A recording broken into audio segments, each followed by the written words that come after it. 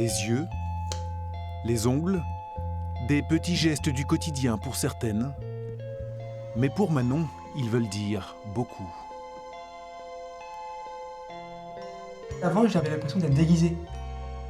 Maintenant, je suis pleinement moi et j'assume pleinement et voilà.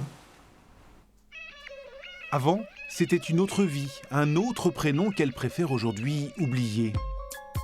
Le petit garçon fan de foot était devenu un adolescent, mal dans sa peau. À 14 ans, il se découvre transgenre. Son coming out sur les réseaux sociaux fait l'effet d'une bombe au collège. Et cette chambre devient son refuge. C'est avec le confinement que j'ai eu le courage de passer le cap.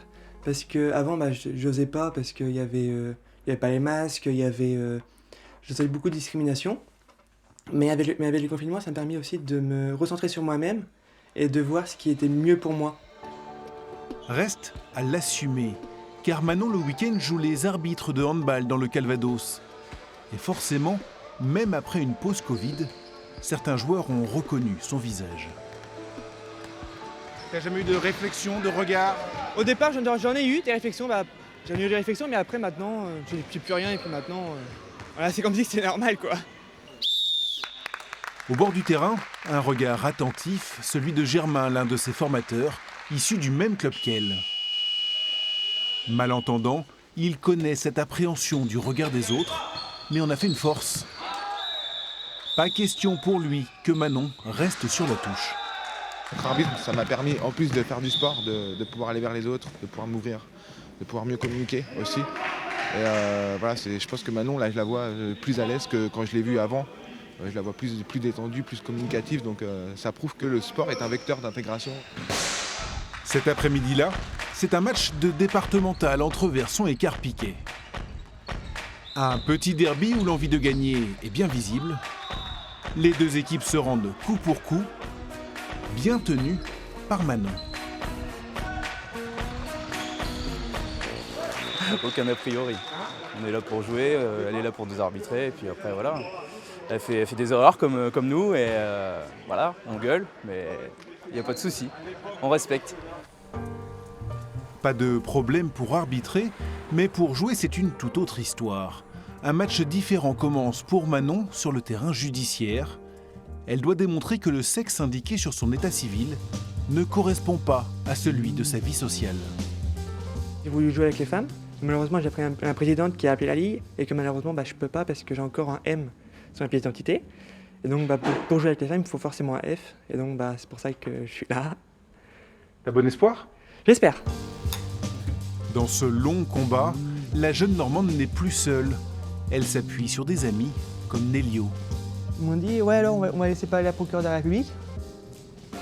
Elle m'a dit, avis favorable. Manon lui avait avoué qu'elle était transgenre dès leur première rencontre à l'université. En vrai, c'est ouf parce que elle assume pleinement qui elle est et du coup ça la permet de bien vivre et de vivre comme elle le sent en fait. Et c'est encore plus ouf quand on sait qu'elle n'a pas eu forcément ses parents derrière au début, mais je pense avec tout le soutien qu'elle a de tous ses amis et de tout ce qu'elle peut avoir aussi sur les réseaux, de toute l'aide qu'elle a reçue, je pense que c'est quelque chose de magnifique quand même. Autre étape importante dans cette transition, le changement physique. Manon a commencé un traitement hormonal il y a 9 mois, mais elle veut aller plus loin. Bonjour madame, je vous en prie. Merci. Avant l'opération de sexe prévue en 2024, c'est à un spécialiste de Paris qu'elle a décidé de faire appel pour son visage. Quelle zone actuellement vous gêne, vous dérange, vous crée des dysphories chez vous? D'accord. Sourcils, nez, menton, une chirurgie très lourde pour affronter le regard des autres. Un regard parfois peut-être moins tolérant dans le monde du sport. Moi, les patientes que j'ai déjà vues, elles ont l'esprit du combat, de la victoire, etc. Donc, je n'ai pas l'impression qu'elles se laissent marcher dessus. Mais je constate qu'elles ont affaire à des difficultés au quotidien. À Troarn, la mixité semble déjà de mise. Ouais, c'est bien joué ça. Ce soir-là, à l'entraînement des filles, c'est un garçon dans les buts. La faute à une épidémie de Covid sévère. Oui, le 1 contre 1 est pas mal là. Allez, encore. Mais Juliana, la présidente du club, n'a pas attendu cette hécatombe pour apporter son soutien à Manon. Elle l'accompagne depuis le début. Je ne lui ai pas fermé les portes sur le fait qu'elle pouvait venir s'entraîner avec les filles. Il y aurait eu 2 vestiaires différents. Après, Manon a voulu faire une pause et je l'entends parce que ça demande beaucoup d'investissement personnel. Et si notre venue a surpris quelques joueuses, pas encore au courant du projet, elles n'ont pas pour autant fui la caméra devant ce sujet délicat. C'est sûr qu'il y a 20 ans, il n'y avait pas ça, mais après, il faut vivre avec son temps aussi, je pense. Donc, c'est une avancée.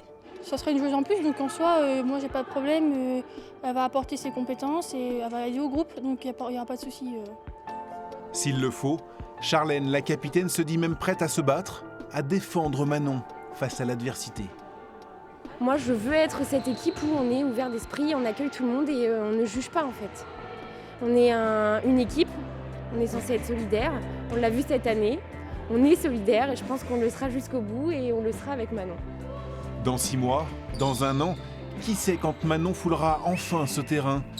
Mais loin de toutes les procédures administratives, elle a peut-être déjà obtenu là sa plus belle victoire, être acceptée comme elle est.